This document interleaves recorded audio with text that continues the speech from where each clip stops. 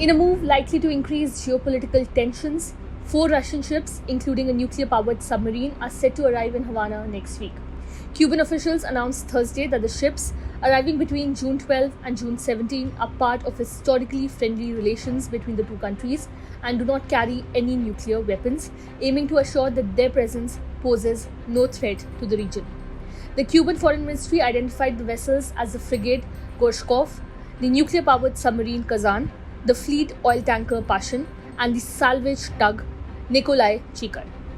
The fleet's arrival will be marked by a ceremonial 21-gun salute from one of the ships, reciprocated by an artillery battery of Cuba's Revolutionary Armed Forces.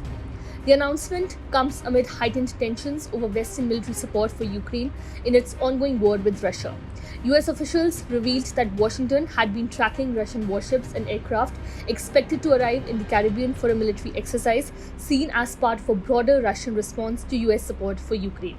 Although the presence of the Russian fleet is notable, US officials have stated it is not a cause for concern at this time.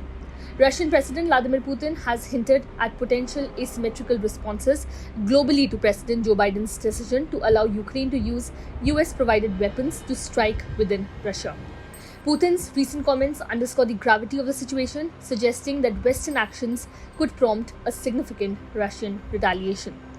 Adding to the tension, prominent Russian propagandist Olga Skabeyeva has called for Moscow to deploy nuclear-capable ballistic missiles in the Caribbean to counter NATO's increasing involvement in Ukraine. On her television show, Skabeyeva argued that posing a direct strategic threat to the US might deter NATO support for Kyiv, especially after recent Western commitments to provide Ukraine with advanced military aid. This naval deployment follows a series of Western approvals for Kyiv to strike targets within Russia using advanced NATO weapons in response to Russia's offensive in the northeastern Kharkiv region. President Putin has warned that the use of long-range Western weapons inside Russia could lead to direct involvement by the West in the conflict, stating that would mark their direct involvement in the war against the Russian Federation, and we reserve the right to act the same way. The deployment of Russian warships to Cuba, including the Gorshkov cruiser and the Kazan nuclear-powered submarine, is widely seen as a strategic message to the West. This move is complicated by Putin's veiled nuclear threat, where he highlighted the vulnerability of Western nations, remarking they should keep in mind that theirs are small and densely populated countries, which is a factor to reckon with before they start talking about striking deep into Russian territory.